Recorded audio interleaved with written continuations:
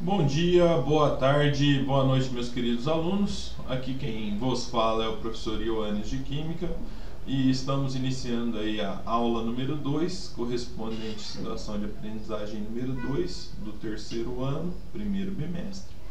E o assunto de hoje é estudo da síntese da produção industrial da amônia a partir dos gases nitrogênio e hidrogênio. Nesta situação de aprendizagem, você estudará a importância do controle das condições externas, como pressão e temperatura, em uma transformação química para que ela seja economicamente viável. Para tanto, será apresentado o processo de obtenção industrial da amônia desenvolvido por Haber na Alemanha, pouco antes do início da Primeira Guerra Mundial. Esse estudo também proporcionará reflexões sobre a influência das necessidades sociais, políticas econômicas vigentes no desenvolvimento científico e tecnológico. Ok, galera? As habilidades estão relacionadas à situação de aprendizagem 2, eu já separei aqui, elas estão em verde, né? E são: reconhecer que existem transformações químicas que não se completam, atingindo um estado chamado de equilíbrio químico, em que reagentes e produtos coexistem. Segunda habilidade: identificar transformações químicas que entram em equilíbrio químico pela comparação entre dados tabelados referente ao rendimento real e o rendimento estequiometricamente previsto dessas transformações. E a terceira habilidade relacionada à situação de aprendizagem 2 é aplicar os conhecimentos referentes às influências da pressão e da temperatura na rapidez das extensões das transformações químicas de equilíbrio para escolher condições reacionais mais adequadas. Então, tudo isso nós vamos estar vendo aqui na situação de aprendizagem número 2, ok? É leitura e análise de texto, né? Então, como sempre, eu falo para vocês que vocês devem ler esses textos com bastante atenção. A única referência que eu vou fazer aqui no texto é com relação à produção da amônia, que envolve uma molécula de nitrogênio e 3 moléculas de hidrogênio. Então, uma reação que acontece de 3 para 1, né? 3 hidrogênios para 1 nitrogênio. E essa reação ela vai produzir 2 amônias, né? Só que é uma reação química que está em equilíbrio. E como é que eu reconheço que uma reação química está em equilíbrio ou não? Através da seta da reação, né? Toda reação química tem que ter uma seta, ou duas, como é nesse caso aqui. Então, uma seta está dizendo que os meus reagentes estão se transformando em produtos, não é isso? E a seta de baixo está dizendo que meus produtos estão voltando a ser reagentes. E quando isso acontece, a gente acaba tendo tanto nitrogênio, como hidrogênio, como amônia dentro do mesmo frasco reacional, que é a ideia aqui da habilidade de vocês entenderem o que é a coexistência. Coexistência é existir todo mundo junto, tá? Questões para análise de texto, né? Na tabela a seguir é apresentado um exemplo de quantidades envolvidas na síntese da amônia, a partir dos dados dos gases hidrogênio e nitrogênio realizada em sistema fechado em uma determinada condição de pressão e de temperatura. Com base na equação balanceada, que representa a síntese da amônia, que é a mesma equação que está lá em cima, faça uma previsão teórica da quantidade de amônia que deveria ser formada e complete a tabela. Então, pessoal, nesse ponto é importantíssimo vocês entenderem que existe a previsão teórica, que é chamada previsão estequiométrica, que quer dizer o seguinte: quando todos os meus reagentes se transformam em produtos. Então, se todos os meus reagentes vão se transformar em produtos e eu tenho 100 mais 300, qual que vai ser a quantidade de produto formado aqui de amônia? Vai ser 400, né? Ok? Só que vamos ver na realidade. Na realidade, você entra com 100 mais 300, né? E aí o que acontece? Você só tem como produto formado final 135, né? Então, acaba coexistindo aqui, né? Acaba coexistindo o quê? A amônia formada e os reagentes que não foram transformados, ou seja, os reagentes que não reagiram. E isso acontece por quê? Isso acontece porque a reação química da amônia entra em equilíbrio químico, né? Como ela entra em equilíbrio, então você vai ter lá reagente e produto tudo no mesmo frasco coexistindo. Questão 2. Observe o que ocorreu na realidade. Formou-se toda a amônia que se esperava de acordo com a previsão teórica? Não, né, gente? Não se formou, né? Por quê? Já acabei de explicar. Questão 3. Que gases estão presentes no sistema depois da transformação química ter atingido seu limite máximo, ou seja, sua extensão máxima, tá?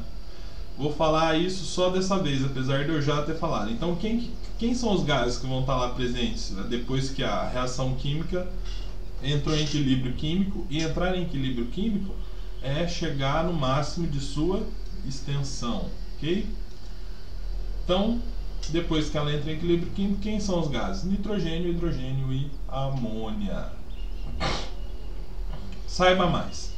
Em um sistema fechado, há uma determinada condição de pressão e de temperatura, porque pressão e temperatura influenciam no resultado da reação, e colocando-se as quantidades estequiométricas de reagentes,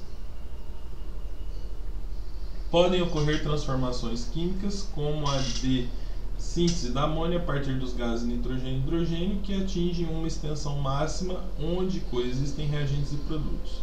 Essas quantidades não se modificam ao serem mantidas as condições de pressão e temperatura. Isso quer dizer que se mudar pressão e temperatura, muda a relação da quantidade de reagente e produto. E se o sistema for mantido fechado? O rendimento obtido nesses tipos de transformação química é menor do que o previsto teoricamente, ou seja, é menor que o calculado pela estequiometria da reação. Diz que essa transformação química que entra em um estado de equilíbrio químico, ok? Lição de casa. Na reação da combustão de certa quantidade de álcool etílico, etanol, todo mundo conhece, né? A previsão teórica da quantidade de produtos formados é confirmada na prática. Ou seja, quando você coloca fogo no álcool, esse álcool ele queima metade, fica metade num pote, ou ele queima totalmente? Ele queima totalmente. Como esse álcool queima totalmente, eu posso dizer que essa reação química da queima do álcool ela acontece em sua totalidade, ou seja, que a previsão teórica confere com a previsão prática, né? Pode-se dizer que essa é uma transformação química que entra em equilíbrio químico. Ela entra em equilíbrio químico? Não, né, gente? Porque tudo que foi previsto na teoria acontece na prática. Na tabela a seguir são apresentados dados hipotéticos obtidos em determinadas pressões e temperaturas relativos à quantidade de produtos formados nas transformações químicas da combustão completa do carvão e da formação do tetróxido de dinitrogênio. As medidas foram colhidas até que as quantidades de produtos e reagentes não se alterassem mais. Então, combustão completa do carvão. Você tem um carvão mais um oxigênio dando um CO2. E formação do tetróxido de dinitrogênio. Você tem 2NO2 virando N2O4. Observem que, pela própria forma de apresentar a reação química do carbono ela acontece em sua totalidade porque existe uma seta, apenas uma seta no sentido da formação dos produtos, né? Então todos os reagentes estão se tornando produtos. Aqui não. O reagente vira produto e o produto vira reagente. Então aqui nós temos uma condição de equilíbrio químico. Isso sem nem olhar para a tabela, tá, galera? Então vamos ver. Previsão teórica: 10 de carbono, 10 de oxigênio, 10 de CO2, ok.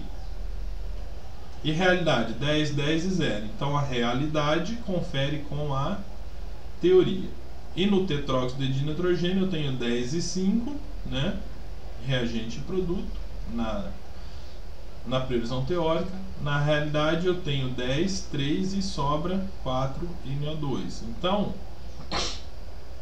só para a gente manter o mesmo raciocínio, né? Na realidade eu vou no final da reação química eu vou ter NO2, N2O4 coexistindo no mesmo frasco, tá?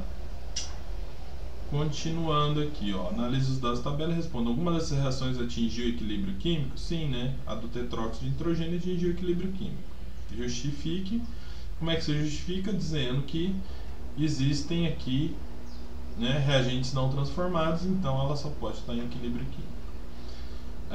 Produção industrial da amônia pelo processo Haber-Bosch, parte 2. É importante vocês estarem fazendo a leitura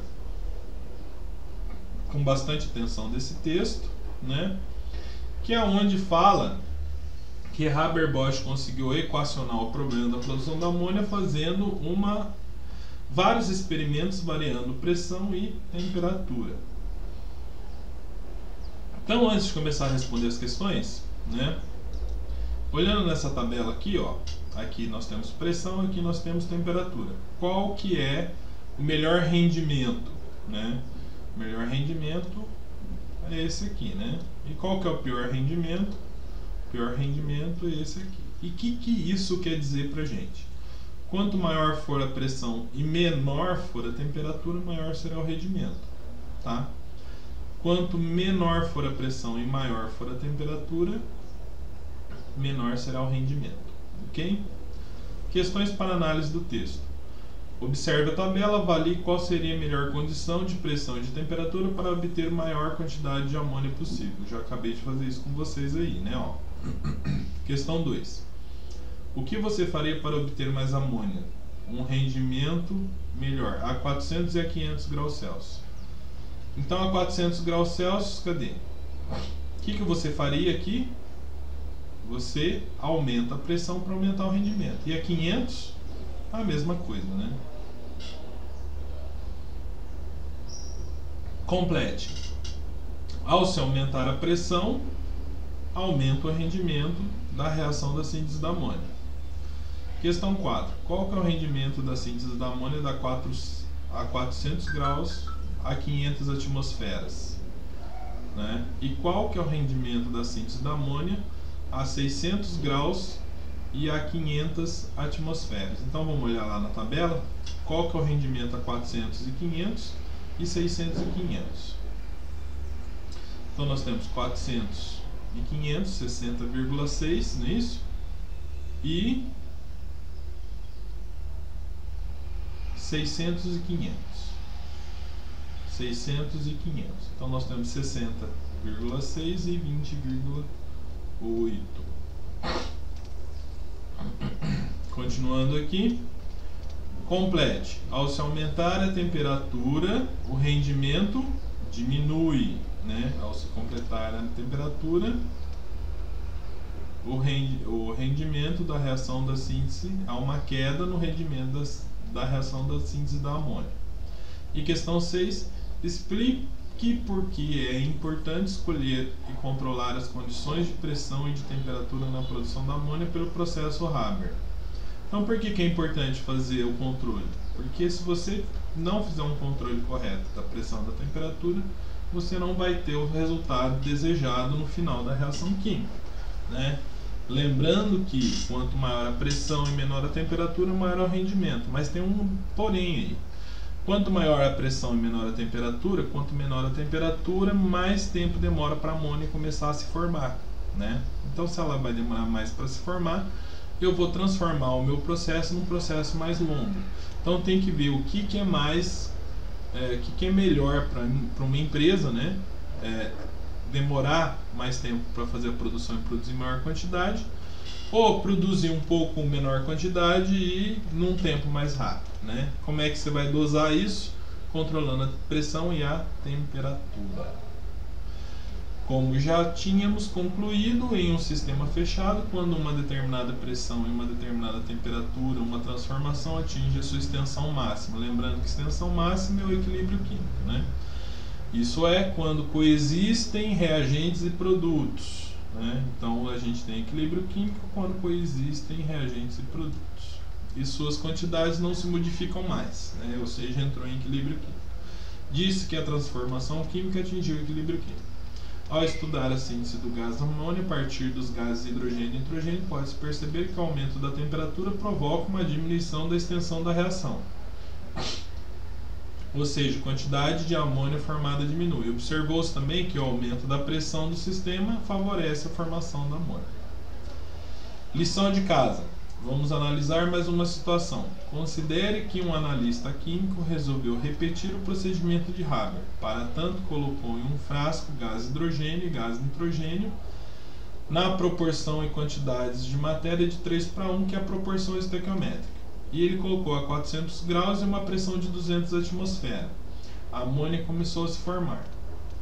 Esperou até que a quantidade de amônia não se alterasse mais com o passar do tempo, ou seja, até que o equilíbrio químico fosse alcançado. Então essa é a situação. Primeira situação, 400 graus e 200 atmosferas. Que gases estão contidos nesse frasco? Justifique sua resposta. Não entrou em equilíbrio? Sim, entrou em equilíbrio. Quais são os gases que estão no frasco? Nitrogênio, hidrogênio e amônia que se formou. Né? Por quê? Porque eles entraram em equilíbrio químico. Né? Porque eles chegaram na extensão máxima da reação. Depois o químico submeteu o mesmo frasco a temperatura de 450 graus, mantendo a pressão de 200. Tá? Esperou até que a quantidade de amônia formada não se alterasse mais com o passar do tempo. Que gases estão contidos nesse frasco? Explique sua resposta. Então, a 450 graus e a 200, quais são os gases? Nitrogênio, hidrogênio e amônia. Por quê? Porque atingiu equilíbrio químico, ou seja, a extensão máxima da reação, onde coexistem reagentes e produtos. Questão 3. O que deve ter acontecido com a quantidade de amônia nessa temperatura após o sistema ter alcançado novo equilíbrio químico? Aumentou ou diminuiu? Explique. Temos que analisar as duas questões, né? Não era 400 graus e 200 atmosferas, ele passou para 450 graus e 200 atmosferas. Lembrando que, na medida que eu aumento a temperatura, eu diminuo a produção da amônia. Se a pressão permaneceu a mesma, então o que aconteceu? Aconteceu a diminuição da produção da amônia. Tá? Seguindo. Depois dessa etapa, o químico submeteu o mesmo frasco à diminuição de temperatura até que o sistema alcançasse novamente 400 graus, mantendo a pressão a 200 atmosferas. Esperou até que a quantidade de gás amônia não se alterasse, mas com o passar do tempo. Então ele voltou para a condição inicial, não é isso? Era 400 e 200, ele subiu para 450 e 200 atmosferas.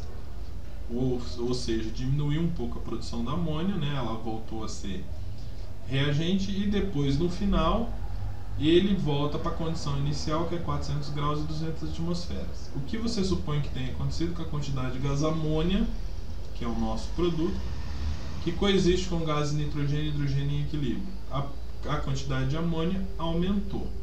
Tá? Leitura e análise do texto, produção industrial da amônia pelo processo Haber-Bosch, parte 3.